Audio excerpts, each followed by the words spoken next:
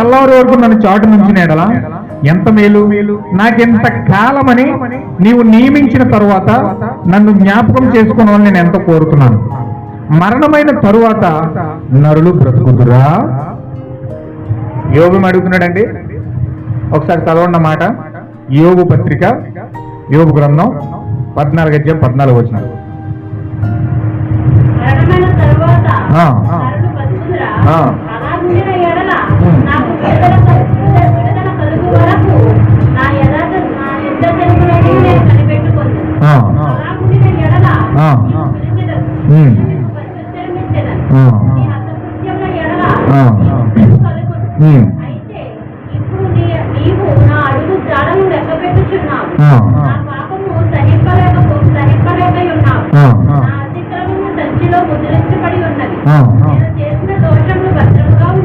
ఇప్పుడు యోబు కొంచెం జాగ్రత్తగా మీరు వినండి, మనసు పెట్టండి, దృష్టి పెట్టండి. యోబు ఏం బాధపడుతున్నాడంటే, చచ్చిపోయిన మనిషి తిరిగి బ్రతుకుతాడా? చెట్లు బ్రతుకుతున్నాయి, నదులు బ్రతుకుతున్నాయి, సమస్తము భూమి మీద ప్రతిదీ కూడా బ్రతుకుతా ఉంది. హల్లెలూయా. చూడండి, చెట్లు బ్రతుకుతున్నాయి, మన ఎదురుగా సాక్ష్యం ఇస్తున్నాయి. సూర్యుడు చూడండి, ఉదయాన్నే ఉదయిస్తాడు, సాయంత్రం అస్తమిస్తాడు. అస్తమిస్తున్నాడు, అస్తమిస్తూనే ఉంటున్నాడండి. అలా ఉంటలే, మళ్ళీ రేపు ఉదయాన్నే తూర్పు దిక్కున కనపడుతున్నాడు. అంటే ఉదయించాడు, అస్తమించాడు, అస్తమయంగా చనిపోవడం, పుట్టాడు, చనిపోయాడు, చనిపోయినాడు చనిపోయినట్టుగా ఉండకుండా తిరిగి మళ్ళీ రేపు ఉదయాన్న అక్కడ ఉదయిస్తా ఉన్నాడు. అంటే సూర్యునిలో పునరుద్ధానం కనపడతా ఉంది, చెట్లలో పునరుద్ధానం కనపడతా ఉంది, నదుల్లో పునరుద్ధానం కనపడుతుంది. ఒక కాలంలో అన్ని ఎండిపోతాయి, మళ్ళీ ఒక కాలంలో అన్ని కూడా ప్రవహిస్తాయి. హల్లెలూయా. దేవుడు నాకు మహిమ కలుగును గాక. అన్నిట్లోనే పునరుద్ధానం ఇక్కడ కనపడతా ఉంది. అయితే అసలు మరణమైపోయిన నరులు బ్రతుకుతారా? ఎందుకు మరణం అవుతా ఉన్నారు, అసలు ఎందుకు చచ్చిపోతా ఉన్నారు అని యోబు ప్రశ్నించుకొని ఆ వెతుకుతున్నప్పుడు అతనికి ఏం కనపడిందంటే, యోబు గ్రంథం 14:17 ఆయన ఏమన్నాడంటే, యోబు 14:17, యోబు గ్రంథం 14:17 ఇక్కడ యోబు ఏం మాట్లాడుతున్నాడంటే, నా అతిక్రమములు ఏ సంచిలోనండి? హృదయం అనే సంచిలో అతిక్రమములు ముద్రించబడి ఉన్నాయంట. అంటే మనిషి ఎందుకు చచ్చిపోతున్నాడంటే, మనిషికి మరణం ఎందుకు వస్తుందంటే, మనం ఈజీగా మాట్లాడుకుంటాం, అది యాక్సిడెంట్ అయిపోయింది చచ్చిపోయాడు, అక్కడ హార్ట్ అటాక్ వచ్చింది చచ్చిపోయాడు, ఆయనకు షుగర్ ఎక్కువైపోయిందంటే చచ్చిపోయాడు, ఆయనకి బీపీ ఎక్కువైపోయిందంటే చచ్చిపోయాడు, లేకపోతే అది ఏదో కారణం చేత మరణం వచ్చింది చచ్చిపోయాడు. అసలు మరణం చిన్నపిల్లలు మొదలుకొని వృద్ధుల వరకు ఏదో రకంగా మరణం తాకుతూనే ఉంది. హల్లెలూయా. ప్రతి మనిషికి కూడా మరణం వస్తూ ఉంది. అది ఏ రకంగా ఎవరికి ఏ విధంగా వస్తుంది అన్నది జరిగే వరకు మనకే ఒకటి తెలియదు. హల్లెలూయా. ఇప్పుడు ఇలా మాట్లాడుతున్న రేపొద్దు నేను ఉంటానో కూడా నాకు తెలియదు. ఇప్పుడు ఇలా కూర్చుని విన్నారు, రేపొద్దు మీ జీవితాలు ఏ విధంగా ఉంటాయి మీకు కూడా తెలియదు. ఇప్పుడు ప్రతి మనిషిని మరణం తాగుతుంది. అది ఏ విధంగా వస్తుంది అన్నది ఎవరికి తెలియదు. అయితే ఇక్కడ ఏమంటాడంటే, ఎందుకు ఆ మరణం వస్తుంది మనిషికి? అసలు యాక్సిడెంట్ రూపంలోనో, హార్ట్ అటాక్ రూపంలోనో, లేకపోతే ఏదో రకంగా మరణం ఆ వ్యక్తిని వస్తుంది, మరణం ఆ వ్యక్తికి తాగుతుంది. ఎందుకు మరణం వస్తుందంటే, ఇక్కడ మాట్లాడుతున్నాడు యోబు, మరణం నీకు ఎందుకు సంభవిస్తుందంటే, నీ సంచిలో ముద్రించబడిన అతిక్రమాల బట్టి. ఆమేన్. హల్లెలూయా. నీవు చేసిన పాపాన్ని బట్టి, మొదట పాపమును బట్టి నీకు రోగం అనువదించబడుతుంది. ఆ రోగము నిన్ను మరణం వైపు నడిపిస్తా ఉంది. పాపమేమో రోగం తీసుకొస్తుంది, రోగమేమో మరణం తీసుకొస్తుంది. హల్లెలూయా. చెప్పాడు ప్రవక్త యాకోబు పత్రిక 1:12.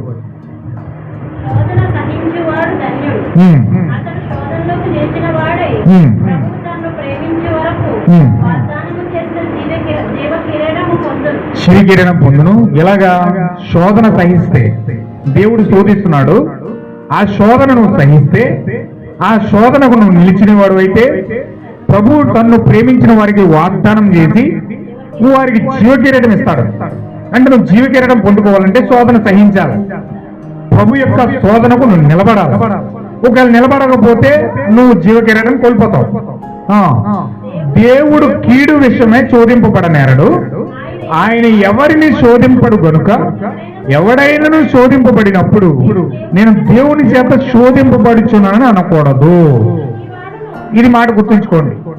ఎవరైనా సరే ఏది రోగం వచ్చినా ఏది కార్యం వచ్చినా దేవుడు నన్ను శోధిస్తున్నాడు, దేవుడు నన్ను శోధిస్తున్నాడని అనుకూడదట. ఎందుకంటే ఆయన శోధించేవాడు కాదు, ఆయన శోధకుడు కాదు.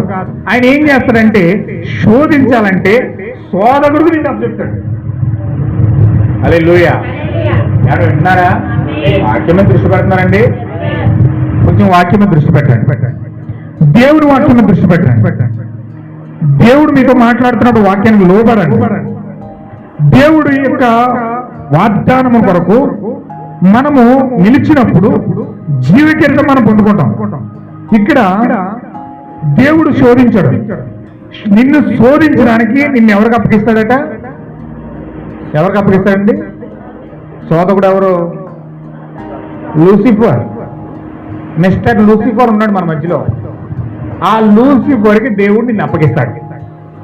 అంటే నీకు రోగం వస్తున్నా, నీ మీదకి భయం వస్తున్నా, నీ మీదకి శాపం వస్తున్నా, నీ మీదకి భయంకరమైన తెగుళ్ళు వస్తున్నా దేవుడు వాటిని నీ మీదకి తీసుకురావట్లా. నువ్వు చేసిన కార్యాలు బట్టి దేవుడు నిన్ను దెయ్యానికి అప్పగిస్తున్నాడు, నిన్ను శోధకుడికి అప్పగిస్తున్నాడు, నిన్ను లూసిఫర్కి అప్పగిస్తున్నాడు. ఎప్పుడైతే లూసిఫర్కి నిన్ను అప్పగించాడో అప్పుడు నువ్వు శోధించబడతావు. చదవండి.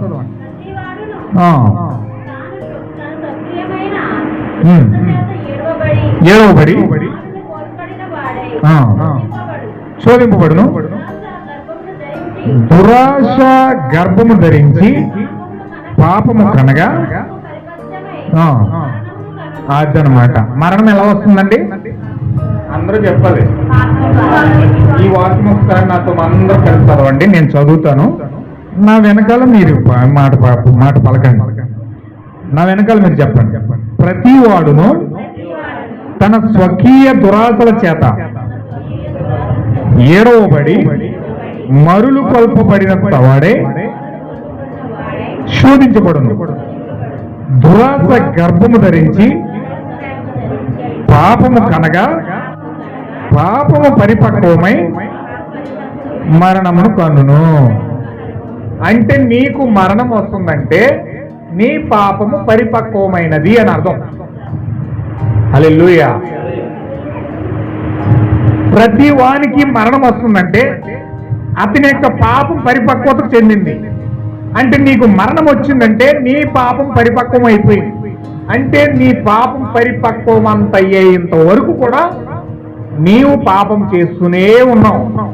పైకి పరిశుద్ధిగా ఫీల్ అవుతూ, పైకి నీతిమంతుడిగా ఫీల్ అవుతూ, పైకి చాలా అందమైన వాడిగా ఫీల్ అవుతూ, అన్ని కార్యాలు మంచిగా చేస్తున్నట్టుగా ఉన్నావు. కానీ ఇక్కడ దేవుడు చెప్తున్న నీకు మరణము వ్యాప్తిస్తుందంటే, మరణం నీ ఎందుకు వస్తుందంటే, మరణం భయము నిన్ను పట్టుకుంటుందంటే నీ పాపం ఏమైందండి? ఏమైంది? అదనమాట. గుర్తుంచుకోండి. నీ దురాశ మరులు కొరపబడి గర్భము ధరించి పాపమును కంటే ఆ పాపము పరిపక్వమై అదనమాట. అంటే యోబు కనుగొన్నాడు దాన్ని.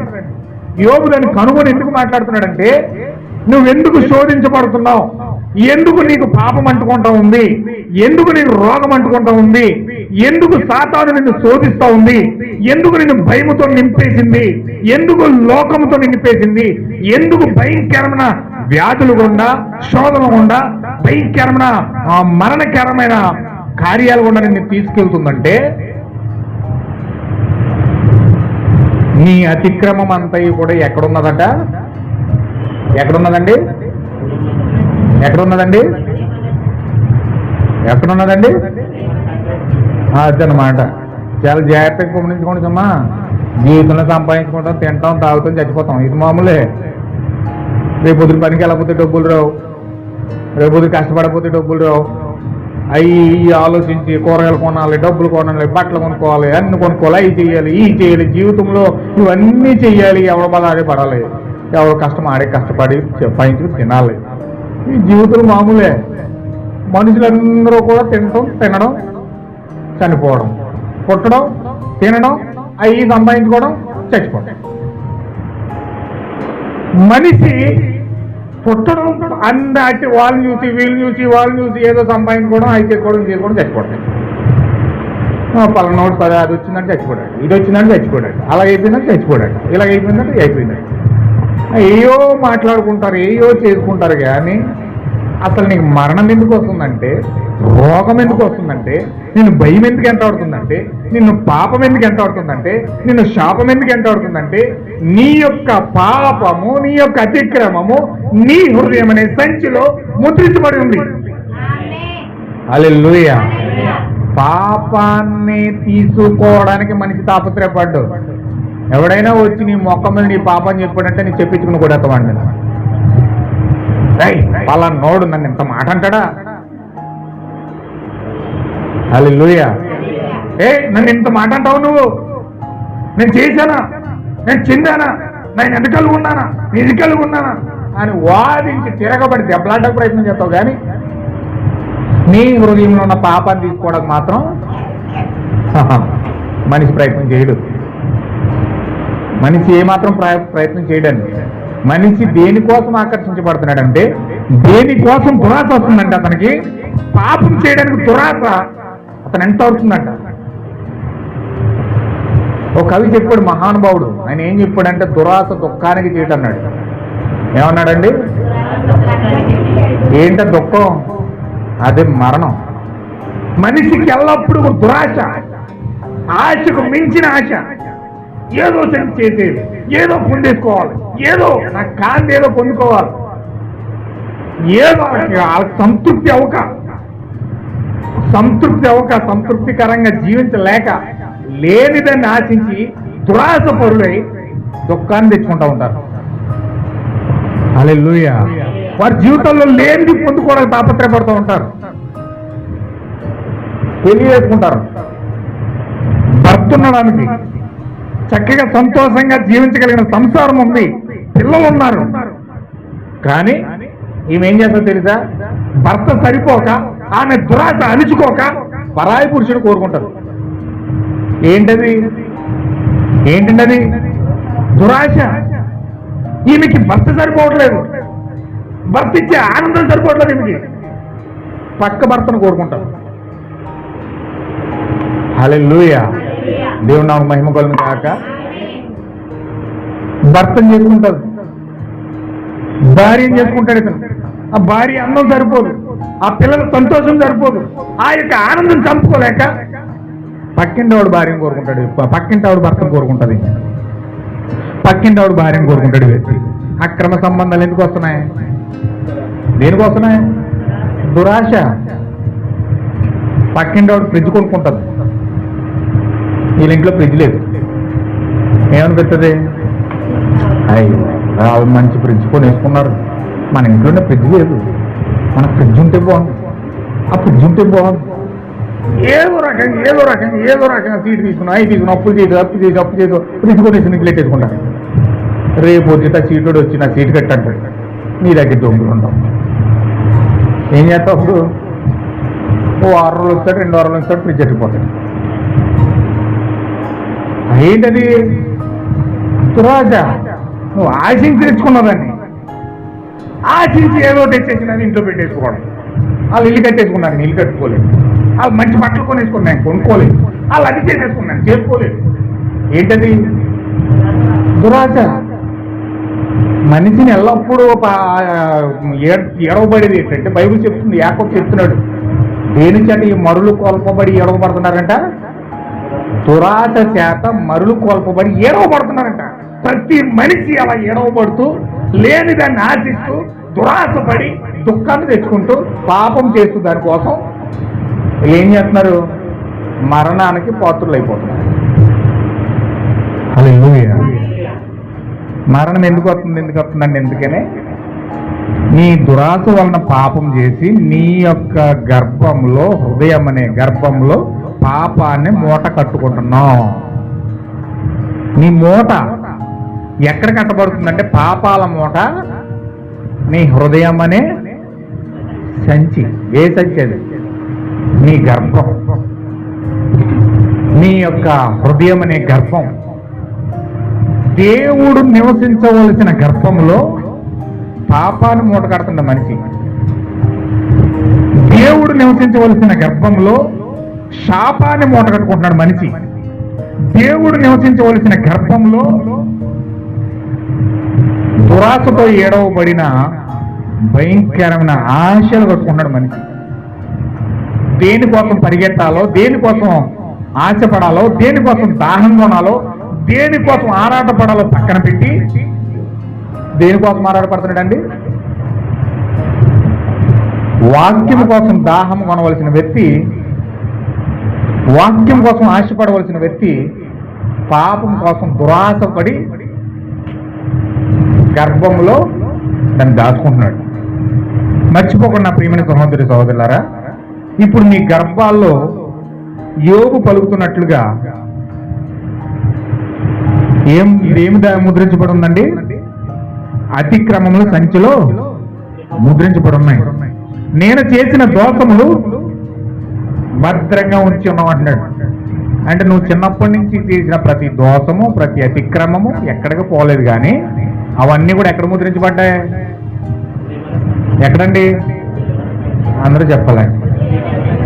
నువ్వు చీకట్లో చేసిన పాపాలు, అందరిలో చేసిన పాపాలు, అతిక్రమాలు, ఎవరికో మభ్యపెట్టి, ఎవరినో దాచేసి, ఎవరినో నేను నీతిమంతురాలను అని చెప్పుకున్నంత మాత్రాన నువ్వు నీతిమంతుడు అయిపోవు, నీతిమంతుడు అయిపోవు. కానీ నీ పాపం అంతా కూడా ఎక్కడున్నదంటే నీ హృదయం అనే సంచిలో ఉంది. హల్లెలూయా, దేవుని నామమున మహిమ కలుగును గాక. ప్రతి మనిషి మరణం ద్వారా మన నుండి వేరైపోతాడు, మనందరికీ తెలుసు.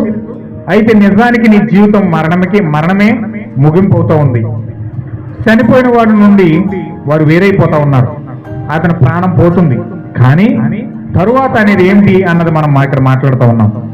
తిరిగి మరలా చనిపోయిన వారిని చూడగలమా అని చెప్పేది ఏదైనా ఉన్నదంటే, మనం చనిపోయిన వారిని చూడగలమనే నిశ్చయత మనకున్నదా అంటే, బైబిల్ నందు పురాతనమైన పుస్తకమైన యోబు గ్రంథంలో యోబు దీన్ని ప్రశ్నిస్తూ ఉన్నాడు. అతడు అడిగాడు, నరులు ప్రాణము విడిచిన తరువాత వారు ఏమైపోతారు? ఒకరు చనిపోతే తిరిగి బ్రతకగలడా? అది వాస్తవమని చెప్పడానికి ఏదైనా ఆధారం ఉందా? దేవుడు బైబిల్ నందు మనకు ఉన్నది ఏంటంటే, దానిని మనం చెప్తా ఉన్నాం, పునరుద్ధానం అంటా ఉన్నాం. ఆమేన్, హల్లెలూయా. చనిపోయిన వారు తిరిగి బ్రతికదాన్ని ఏమంటున్నామండి? రిజరెక్షన్ అంటే పునరుద్ధానము. ఇప్పుడు ఈ పునరుద్ధానము గూర్చి మనం మాట్లాడుతూ ఉన్నాము. ఈ పునరుద్ధానానికి ఏదైనా రుజువులు ఉన్నాయా అని మనం ఆలోచిస్తే, మనం గమనించినట్లయితే సృష్టికర్తను మనం స్మరించుకుంటా ఉన్నాం. మనం చేసిన వాడు లేకుండా మనం ఇక్కడ ఉండలేమని మనం గుర్తించాం. మనమంతటా మనం ఇక్కడే ఉండలేదు. అలాగే నా చేతి గడియారం అనేది ఎంత అందముగా అలంకరించబడి చక్కగా సమయం పెట్టబడి ఉన్నదంటే, దానిని తయారు చేయడానికి అవసరమైన అద్భుతమైన మేధస్సు దాని వెనుక ఉన్నదని మనం చూస్తాం. హల్లెలూయా, హల్లెలూయా. ఇప్పుడు ఒక వ్యక్తి చేతి గడియారం తయారు చేసాడు అనుకోండి, అందరూ కూడా వాచ్ని పొగుడతారు. అందులో చిన్న ముళ్ళు ఉంటుంది, చిన్న ముళ్ళు తర్వాత పెద్ద ముళ్ళు ఉంటుంది, పెద్ద ముళ్ళు తర్వాత ఇంకో పెద్ద ముళ్ళు ఉంటుంది. ఆ పైన 3 ముళ్ళే కనపడతాయి. ఆ లోపల ఆ చిన్న చిన్న చిన్న చిన్న పాట్లు పోతద్దం పెట్టి చూస్తేనే కానీ తెలియవు, అంత పాట్లు ఉంటాయి, చిన్న చిన్నవి ఉంటాయి వాచ్లో. అదంతా ఆ బ్యాటరీ సిస్టమ్ అంతా పనిచేస్తేనే కానీ ఆ వాచ్లో ఉన్న పై 3 ముళ్ళు తిరగవు. అంతేనండి. అలాగే అంత అద్భుతమైన వాచ్ని తయారు చేశాడంటే, అంత టెక్నాలజీ ఉపయోగించాడంటే, దాన్ని తయారు చేసిన మేధస్సు ఎంత గొప్పది, ఆ వాచ్ని తయారు చేసిన మేధస్సు ఎంత గొప్పది. అంటే వాచ్ని మనం చూసి టైం చెప్తున్నాం, ఎంత టైం అయింది, ఎంత టైం అయింది, టైం అయింది అంటే వాచ్ చూసి టైం చెప్తున్నాం. కానీ దాన్ని తయారు చేసిన ఆ మైండ్, ఆ న్యూరోస్, ఆ యొక్క టెక్నాలజీ, ఆ తయారు చేసిన వ్యక్తి ఎంత గొప్పవాడే ఉంటాడు. హల్లెలూయా.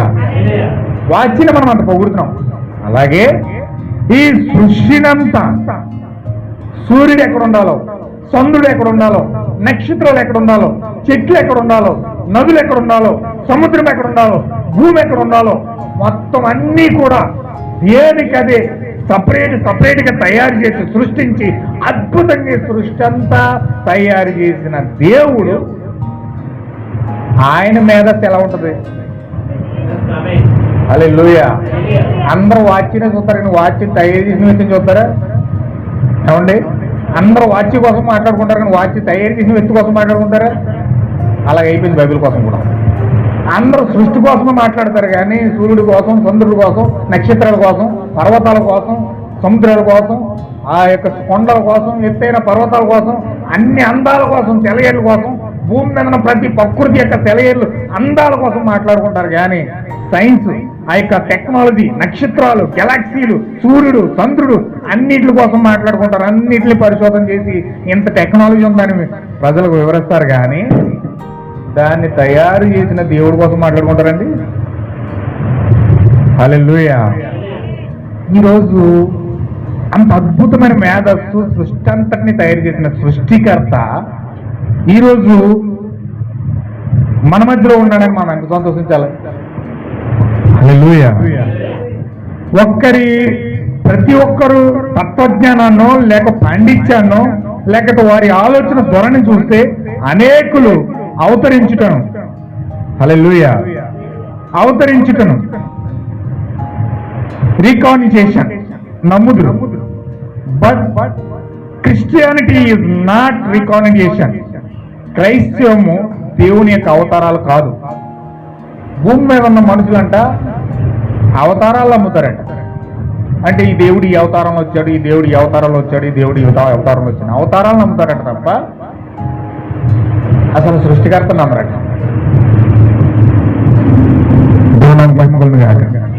వింటున్నారండి? అవతారం నమ్ముతారు. ఒక్కొక్క అవతారం నమ్ముతారు తప్ప దేవుడిని నమ్మలేరంట. కానీ దేవుడు అవతారం కాదు. అవతారాలు ఎత్తి నీ దగ్గరికి రాడు. అదో అవతారం ఇదో అవతారం ఎత్తి నీ దగ్గరికి రాడు. హల్లెలూయా. దేవుడు చాలా మంది అంటారు, నాకు చిన్నప్పుడు చెప్పేవారు మా ఊర్లో.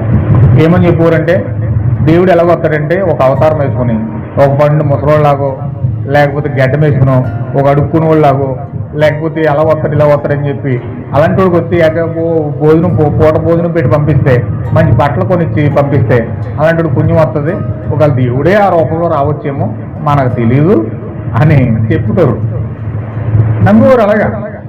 అంటే దేవుడు అలా వస్తాడు ఏదో ఒక రూపంలో, ముసలోడి రూపంలోనో, అడుక్కునే రూపంలోనో, లేకపోతే బెగ్గర్ ఏదో రూపంలో దేవుడు వస్తాడు. ఆ రూపంలో ఉన్నవాడికి పూట భోజనం పెట్టో జత బట్టలు పెట్టో పంపిస్తే పుణ్యం వస్తుంది, పరలోకం ఇస్తాడు దేవుడు అని చెప్తోళ్ళు. అలాగే చేసేటోళ్ళు కూడా అన్నమ్మొకలు ఎవరన్నా వస్తే తీసుకొని భోజనం పెట్టి పంపించేటోళ్ళు. హల్లెలూయా. కానీ దేవుడు అలాగే అవతారాలు ఎత్తొచ్చేవాడు కాదట. దేవుడు అలాగే అవతారాలు ఎత్తడట. ఆమేన్. కానీ క్రైస్తవ మాత్రమే సత్యమును కలిగి ఉన్న మతము. ఎందుకనగా ఈ సర్వ సృష్టిని క్రైస్తవం గురించి మాట్లాడుచున్నదని యోబు అంటూ ఉన్నాడు. ఒక చెట్టు చనిపోతే తిరిగి అది బ్రతికే నమ్మకం ఉంది. అలాగే ఒక పుష్పం వాడిపోతే అది తిరిగి వాడిపోయి మళ్ళీ భూమిలోకి వెళ్ళిపోయి అది చెట్టు మొదల్లోకి వెళ్ళిపోయి అది ఆ జీవమంతా మొదల్లాక్కుని మరలా పైకి వెళ్ళిపోయి మరలా కొత్త పువ్వులో వస్తుందట. హల్లెలూయా. ఒక చెట్టు ఆకు కానీ పుష్పం కానీ రాలిపోతే అది మట్టిలో కలిసిపోయి ఆ మట్టిలో ఉన్న జీవం మరలా చెట్టు మొదలు లాక్కునేంట మరలా జీవం ద్వారా మళ్ళీ పైకి వెళ్ళి కొత్త పువ్వులో వస్తుందట. రాలిపోయిన ఆకులు కొత్త ఆకుల్లోకి వస్తున్నాయి, రాలిపోయిన పువ్వులు కొత్త పువ్వుల్లోకి వస్తున్నాయి, చెట్లు నరికితే కొత్త చెట్లు వచ్చేస్తున్నాయి. హల్లెలూయా. అయితే నరులు ప్రాణం విడిచిన తర్వాత వారు ఏమైపోదురని యోబు అడుగుతున్నాడు. యోబు ఒక మనిషి, ప్రఖ్యాత కలిగిన వ్యక్తి, తన యొక్క దినానికి తన ఒక తత్వవేత్త మరియు ఒక విశ్వాసి, ఎంతో జ్ఞానం గలవాడు. సాతాను అతన్ని పరీక్షించి మరి పరిశోధించుకోరాడు. మరి అటువలే క్రైస్తవులందరూ మరియు విశ్వాసులు పరీక్షించబడుదురు. దేవుని యొద్దకు వచ్చి ప్రతి దేవుని కుమారుడు కూడా పరీక్షించబడాలి మరియు శిక్షించబడాలి. ఆమేన్. హల్లెలూయా. ఇందాక యాకోబు పత్రికలు అదే చదివాం. యోబు మాట్లాడింది యాకోబు కూడా మాట్లాడుతూ ఉన్నాడు. యోబు పత్రిక యాకోబు పత్రిక ఒకటే. పాత నిబంధనలో యోబు ఎలాగే ఉన్నాడో కొత్త నిబంధనలో యాకోబు కూడా అంతే ఉన్నాడు. అతను కూడా శోధన కోసం ఎక్కువ మాట్లాడుతున్నాడు, యోబు కూడా ఎక్కువ శోధన కోసం మాట్లాడుతూ ఉన్నాడు. యాకోబు ఎక్కువ పునరుద్ధరణ కోసం మాట్లాడుతూ ఉన్నాడు, యోబు కూడా ఎక్కువ పునరుద్ధరణ కోసమే మాట్లాడుతూ ఉన్నాడు. హల్లెలూయా. ఇప్పుడు శోధన దేవుడు శోధించినప్పుడు దానికోసం నిలబడాలి. సపోజ్ వర్షం వచ్చేసిందంటే, వర్షం వచ్చేసింది, దేవుడు శోధిస్తున్నాడు నేను సాతానుగా అప్పగించి. సాతాను ఏం చేశాడు, నీ ముంగట వర్షం పెట్టాడు. ఇప్పుడు వర్షం చూసి దేవుని ఆలయంలో వెళ్ళిందంటే నా సన్నిధిలోకి వెళ్ళి నన్ను ఆరాధిస్తారా, లేకపోతే వర్షానికి భయపడి ఇంట్లో ఆగిపోతారు అని ఒక శోధన మీ ముందు ఉంది. ఆమేన్, హల్లెలూయా. ఒక శోధన మీ ముందు ఉంది. ఇప్పుడు దాన్ని జయించాలి అని మీలో ఉన్నదనుకోండి, దేవుని యొక్క శోధనని జయించాలి, దేవుడు నన్ను శోధించడానికి వర్షాన్ని పంపించాడు, దీన్ని ఖచ్చితంగా జయించి నేను దేవుని ఆలయానికి వెళ్ళిపోవాలి అని మీ హృదయంలో ఉందనుకోండి, దాన్ని మీరు జయిస్తారు. హల్లెలూయా.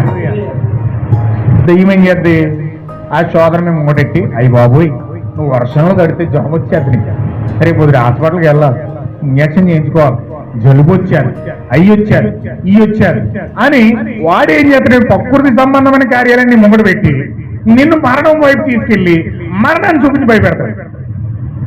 హల్లెలూయా. అది నువ్వు జీవనం చూసావనుకో, మరణాన్ని చూడకుండా నువ్వు జీవాన్ని చూసావనుకో, నాకు దేవుని సన్నిధిలో జీవం ఉంది, నాకు దేవుని సన్నిధిలో ఆనందం ఉంది. ఆ యొక్క దావీదు పలికినట్లుగా జనులు దేవుని ఆలయంలోకి వెళ్ళడం అని నాకు చెప్పినప్పుడు నేను ఎంతో సంతోషించాను అన్నాడు. హల్లెలూయా.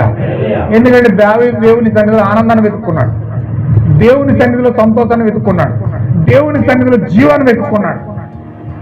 ఏమన్నాడు, మరణమైన ఖడ్గమైన ఏదైనా సరే దేవుని యొక్క ప్రేమ నుండి నన్ను వేరు చేసేది లేదని చెప్పి దేవుని సన్నిధిలో పరిగెట్టడానికి చూశాడు. అదే సాతాను యొక్క మరణ భయాన్ని చూసామనుకో ఏమనిపిస్తుంది, అయ్యో తడిసిపోతే జలుబు వచ్చేద్దాం, ఎందుకు వచ్చింది, వచ్చి వారు వెళ్దాం మనం అనిపిస్తుంది. అవునా కాదండి? అది శోధన కాదా? మనం అనుకుంటాం అది శోధన కాదని. ప్రకృతి పరంగా అయితే వర్షం వచ్చింది, మనం